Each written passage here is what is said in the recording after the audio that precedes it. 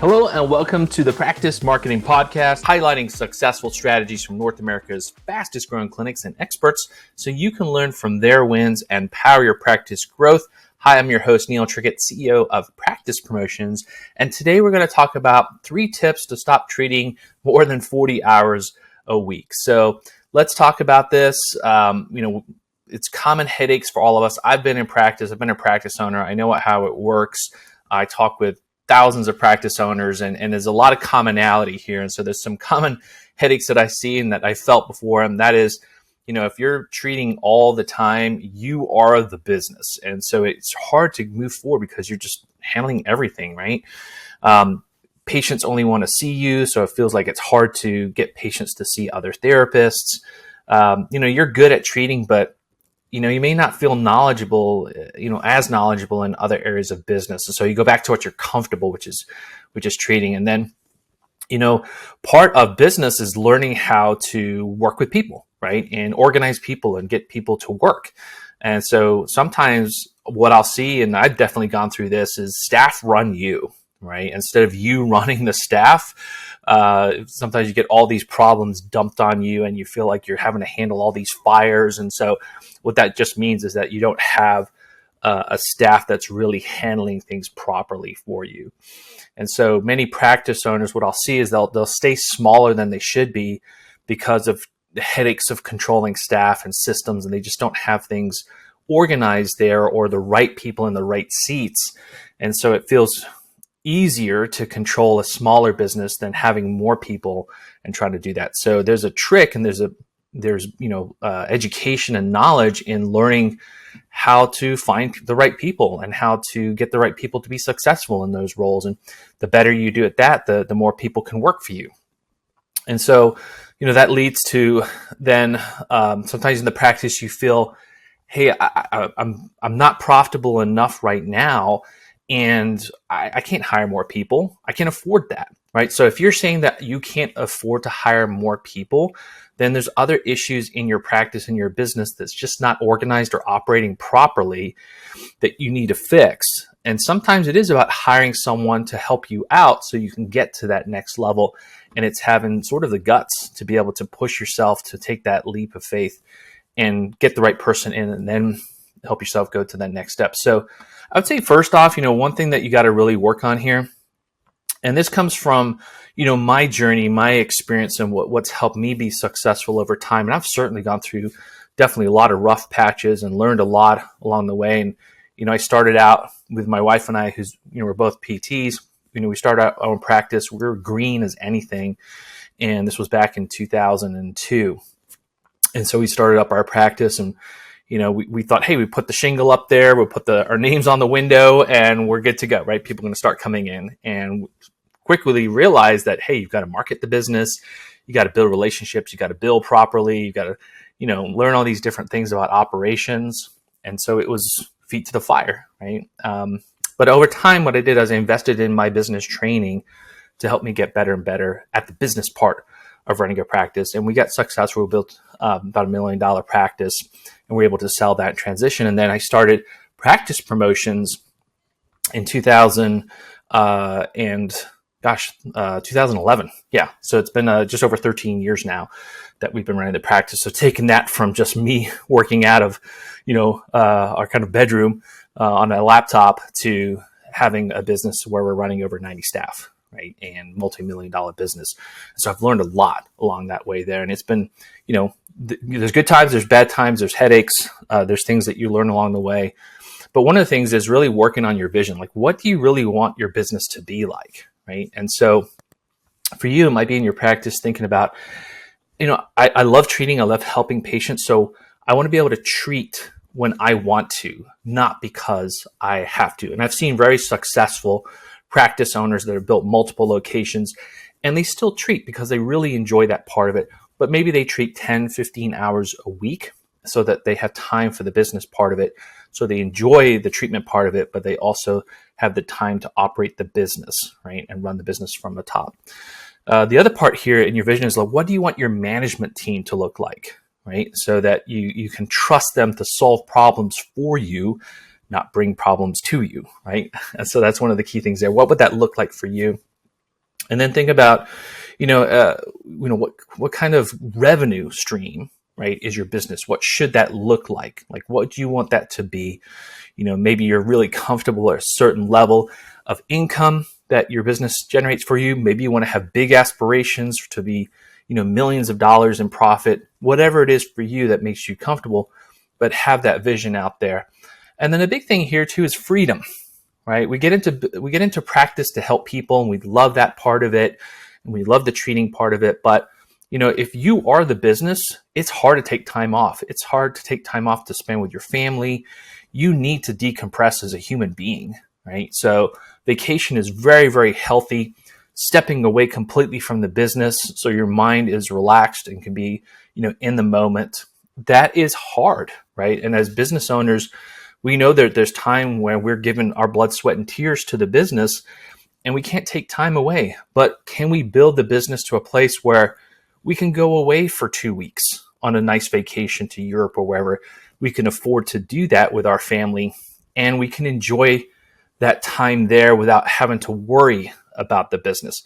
That's an ideal scene, right? So your business should be able to get to that point where you can take time off. It can run without you for a week or two, and you don't have to sweat it.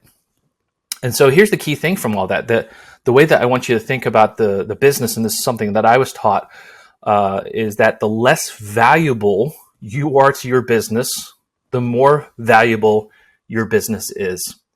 And so that's a key thing to remember, right? And so we feel like, hey, I want to be the boss. I want to be the most important person in this business. But the reality is that actually the less important you are in your business, the more valuable your business is going to be to sell in the long term, right? So you have to go in that direction. So for you, like, what does your ideal business look like, right? And so I think it's key here to, you don't have to go crazy with this, but just write up a simple vision plan. Like what do you want your business to get to? And so this is part of critical thinking and putting it out there and mapping. Then you can map things out better if you just have an understanding of like, okay, what do I really want this practice to look like? How many providers do I want? How many managers would I have leading that team if I had that number of providers? What should my revenue be, right? What kind of revenue should be bringing in? And then what should my profit be? I mean, you want to shoot for at least a 15%, profit margin there. That's very healthy business. Can you get to 20%? That would be fantastic, right? But if you're making 15%, let's say, what's that going to look like for you? What would be ideal there? And then, do you want to have additional locations? Is it something you aspire for? Now, one of the mistakes that I see happen very often in a practice is that we equate success with multiple locations. I've seen plenty of single locations that are cooking along, doing fantastic, highly profitable, run very well, happy owners, right? I've also seen multiple locations that are bleeding money, stressed out owners. And so don't equate having lots of locations with being successful. The key is here, you've got to get your systems dialed in. You've got to get your first clinic location or first couple locations really dialed in, maxed out, super efficient, very profitable. You've got great systems you built. Now it's time to say, hey, I want to have some more locations here or an additional location and go from there. So again, don't think that you have to have all of these locations to be successful. So let's talk about like how should you start treating less? Like what are some of the good steps to be doing here? I'd say first off is just time blocking. Like block time for yourself. You have got to be the CEO of your practice. So do you have CEO time? And what typically ends up happening in a practice is that your CEO time ends up being those extra long hours that you don't need to be working and cause you to have that 50, 60, 80 hour work week, right? That is bad, right? You need to make sure that you have 3 hour block times, ideally like twice a week to start off with, to get your executive work done. Realize that you're the CEO of your practice, and whether you're a 2-provider location or you've got 30 providers, the more people that you have, the more time you need to be spending in that CEO chair. So I would say the first thing to do is if you're spending too many hours treating, what you first need to do, regardless of how many staff you have to take care of things, you got to start setting aside time for yourself. And it's really important that you block enough chunk of a time in that day to work on those admin tasks. And so what I've seen is that sometimes to get started, people will say, I'm going to block an hour off here, I'm going to block an hour off there. But we know that things happen and like, oh, I'm behind on my notes, I've got to like do things in here. So those hours get eaten up pretty quickly. But if you have like a 3-hour block of time, that gives you time to really sit down, and you need that thinking time, right? As the head of the business, you need to be able to think. You need to be able to look at what's going on. You need to be able to look at your business metrics. You need time to observe what others are doing, what your process and systems look like. And just by having that time, you start to think of new ideas or thinking of like, hey, this is not operating the way it should. Let's go back to basics here and get these things operating the way it should. So I'd say time blocking is really, really critical for you there. Do you want more freedom in your clinic? Then you need to work on your business, not just in it. The top practice owners know that they need a marketing system that consistently attracts patients from the internet. And at Practice Promotions, we've helped hundreds of practice owners skyrocket to the top of Google and get more new patients from online. Go to practicepromotions.net/kit to get our free practice marketing sample kit. It includes all our digital marketing tips and tricks that will get you new patients from Google. That's practicepromotions.net/kit, KIT, for a free marketing kit. And now back to the show. The other part here is building confidence in your team. So the only way to grow your practice is by having the right players on your team that support you, right? Your job is not to bring people on that give you headaches, right? You have to have the A players on your team. You have to find the A players. And I would say that, you're probably thinking of some people in your business right now who are giving you headaches, right? I want you to look at them first and just, set aside any emotions or feelings that you may have from that person and really look at, okay, is there a misunderstanding here or the way that they're acting because they just weren't properly trained in the way that we're doing certain things, right? Or they have, bring in baggage from another job that they did things a certain way and they're not properly trained, right? So I would look at that first because you might need to go back to the drawing board there and say, hey, look, we're just going to take this in a fresh perspective. Let's see how we should do this properly and spend some time with them, get them trained up. If that's not taken and if it's more of like an attitude and they cause other staff to be irritable or sometimes they kind of, might talk behind your back kind of thing, right, to other staff members to get them on their side, you got to let those people go, right? And I know in today's market, it's sort of like, oh gosh, it's so hard to find providers. It's so hard to find good staff. Yeah, it is, right? And you have to work hard at a good recruiting marketing program and the way that you get people into your business to attract top talent. But I'll tell you what makes top talent leave faster than anything else is a bad player on the team, right? So take a good look at that. And, I've learned so many lessons in this where I've had the wrong people in the wrong seats. And it's hurt the business a lot. And I didn't let them go soon enough, right? So I would definitely say, look at that. Another part in building confidence in your team is really looking at who are your A players. You know who they are. You might have one or two rock stars in the business. How can you delegate more to them and empower them? What can they take off of your plate? And a big part of being a practice owner and being able to rise in your business is being able to empower others and delegate, right? And give them opportunities. And sometimes the hardest thing is actually letting go yourself because you think that you can do it better than anybody else. And, you care more about the business. And that's true. Sometimes, you're better at something than someone else, but can you help them get to that level? And the only way to take things off your plate is by having your A players start to take things off your plate for you. So, if you're swamped with patients, then I think you need to really look towards hiring. So first look at efficiency. Do I have staff here that are not that busy, right? They need to be doing the work. They need to be busy. I don't need to be as busy as they are, right? So I would look at that first. You might need to look at how you easily transition patients, new patients coming into them, return patients that only want to see you. What I used to do is I would get them scheduled with the other therapist, and then I would just walk in with them on the eval, chat with the patient. Hey, great to have you back here. So-and-so is going to work with me on you. And then after 5 minutes, 10 minutes, the person's comfortable with the new person. And, I would just pull back there and it seems like so-and-so's got this and they're going to take care of you from here. So just having a little introduction got that patient off of you. But one thing to understand is that sometimes we have this mindset of, I can't afford to have that next provider in here.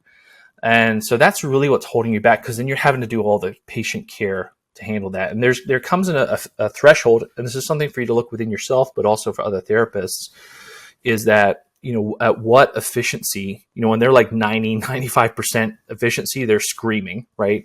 It's super busy, profitable, that's fantastic. But there's a point that you have to hire, right? So what you got to realize is that, when you bring that next person on, there's going to be a dip in profitability, right? Because there's a ramp up time for them to come on board, and you're going to have a dip in profitability, or you might be, kind of running break even while that new person's on there. But what you'll find is that in those next few months is that profitability will bounce back as that person gets busier, especially if you have good marketing and you can push a little bit harder on getting new patients to fill that new provider up. Again, it takes, and what you can do from yourself to make that happen faster is take patients that you would normally have on your schedule, give them to the new person, right? Get them up to speed as fast as possible, taking patients off of you. That gives you more bandwidth to build the business, and it grows from there. So don't be afraid, go for it, hire that next person sooner rather than later, right? You also want to be able to map your journey. You need to be able to get to your ideal scene of what it is for you treating patients. You need to be able to balance those hours of treating hours to admin, so that you get to a reasonable work week, 30, 40-hour work week. If you're working 60 hours, and you say, hey, you know what, I'm going to be a 20-hour work week kind of person. It's going to take you some time to get there, right? So, and if you just go straight there, you'll kill your business, because you are a big part of the business at the moment. And you need to kind of work on a journey to get you to that point. That's a great goal, but it's going to take some time, some effort, some hiring, some training to get you to those kind of things. So I would shoot first, how can I get to a normal 40-hour work week, where part of that is treating because I enjoy that, and the other part is working on my executive role. And then also, how can you take steps towards this, right? So I think it's good to map that out. What does that timing look like for you? Okay, so I want to hire somebody here in the next 3 months. As soon as that person's hired, I can start to go down from 40 patients a week to 30 patients a week, whatever it may be for you. Plan it out, right? That's going to be the key thing there. Now, in order to keep getting there, we've got to set up systems in the business. Systematizing your business means efficiency and less stupid, wasteful work. Right? You have to create systems, and the systems that you have to constantly be looking at them, because things change. Your business evolves, the world evolves, technology evolves. So you have to constantly be coming back to your current systems and looking like, can we do this in a better way? Can we make this more efficient? A thing to understand here, that it just takes time. It takes work and time to systematize your business. It's a good thing for you to be working on, but it just takes time, right? So that's where you need that time blocking in your work week to look, observe, look at metrics, think new ways. So that's a key part of your job as the CEO of your business. So here's the thing. When you're looking at major systems, it really comes down to 3 core areas that you just need to be thinking about. And then there's systems that go underneath these 3 key areas. But if you're always thinking about, okay, there's the 3 major ones, which is marketing, operations, and finance. So let's break this down a little bit here, but realize that there's going to be multiple systems under each of these categories. But if you're thinking as a whole, okay, what am I working on for marketing this month? What are we doing about certain operations this month? What's happening with our finance this month, and how can we make that better? And then you're going to look at your systems underneath that. So in terms of your marketing, right, what kind of marketing planning is happening? What kind of execution is happening? What are my metrics in marketing? What are my patient promotions and success stories that have been gathered and how we're promoting it out there, that's all happening, right? You need to have lots of different systems underneath that. You might have digital marketing systems. You might have your website. You might have how are we collecting content from within the clinic and videos and promotions, and how are we measuring and tracking the effectiveness of our campaigns? How are we tracking calls? How are we doing all this kind of stuff, right? So that comes down to like all these different systems you're going to have under that category of marketing. And here's the key thing to understand. Marketing drives revenue. Marketing drives revenue. So the huge mistake that I see commonly out there is that when things get a little tight in business, right? Let's just say we had some reimbursement cuts, maybe you lost a provider, we had a billing issue. The big mistake that practice owners make time and time again is they start to trim expenses, and the first thing that they do is trim marketing, right? Bad mistake, right? It seems good in the short term because you might save money for the next month or two, but what's going to happen is a couple months later, you don't have the outflow of marketing happening, and then all of a sudden your new patients are tanking and you're trying to scramble from behind and get back up to speed again, and you're like, I got to put some more money back in marketing. So don't set yourself up for failure by trimming back on your marketing. If you feel like you're not getting very good new patients in or things like that, look at the efficiency of your marketing, right? That might be the problem, or you're not getting good results. You need to work with a different agency that's getting you better results. The next part is operations. So you need to look at how am I recruiting people? What are my personnel operations looking like? What are my workflows, my outcomes, my patient experience, all those kind of things, right? And then finance. How are we billing? Are we billing properly so we get good money and cash flow going? How's our bookkeeping? How's our financial planning? So, marketing, operations, and finance, just keep working on those three areas there and the systems that go underneath those things. And really, the better the systems in your business, the less work there's going to be for you, right? So that's really important to think about. And the better the systems are, the more valuable your practice is to sell at some point. So that's a big part of just building your business. Is the more you put systems in, it's going to make your life easier. And the plus side of it is going to make it more valuable to other people. So I hope these tips help you to start working towards treating less and spending more time on your business instead of just in it. The key thing to understand is that there's going to be times when you need to roll up your sleeves. You're going to dig in. You got to hustle. You're going to spend some more hours on your business because something, happened. That's life, right? That's business. The key is you don't want that to be ongoing all the time.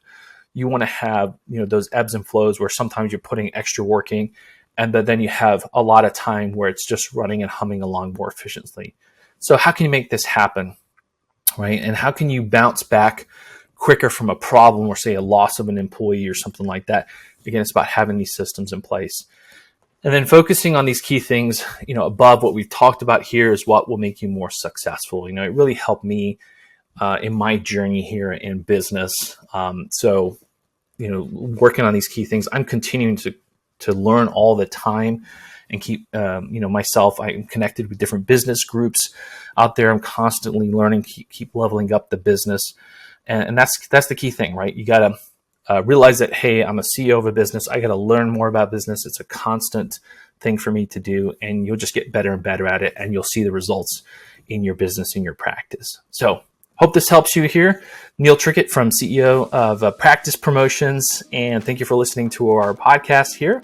And I'm wishing you much success in your practice.